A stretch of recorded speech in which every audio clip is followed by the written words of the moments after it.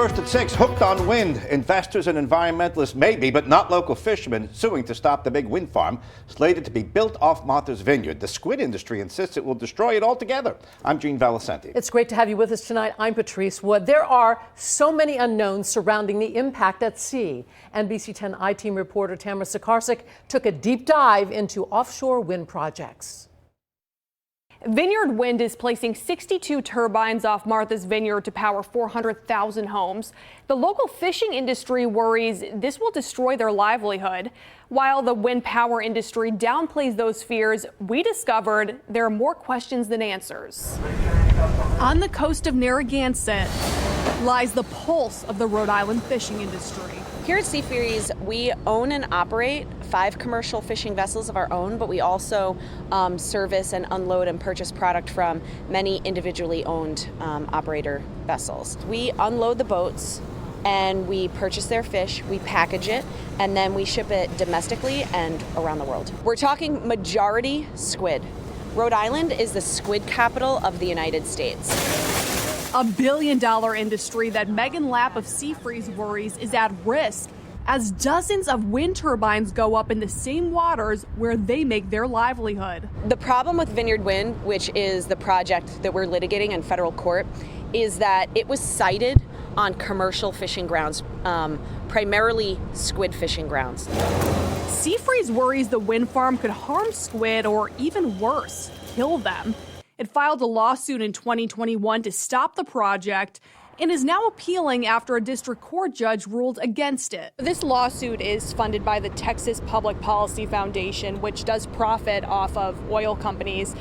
Is that the best way to go about this when everyone's trying to fight global warming and climate change right now? Texas Public Policy Foundation was a group that was willing to take this case for us pro bono for free.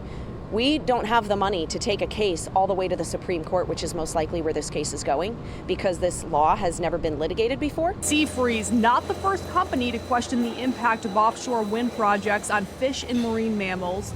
Vineyard Wind 1 initially faced 4 federal lawsuits over concerns the project could put commercial fisheries at risk. Could you see this crumbling the squid industry? I can't see that happening. Richard Delaney is the president and CEO of the Center for Coastal Studies, an independent research organization that studies the ecosystem and oceans, including the impact of wind farms. What we have found so far is that there have been no measurable impacts from the 4 or 5 wind turbines, 5 only, that have been constructed so far off our coast. This project is way more than 5 wind turbines. Do you have concerns that your research won't hold up once you add in the additional turbines? Well, that's a very good question, and that's the kind of objective science we have to continue to do. But some of that science already exists. The I-Team reviewed a government study from March documenting numerous impacts these projects could have by changing the environment.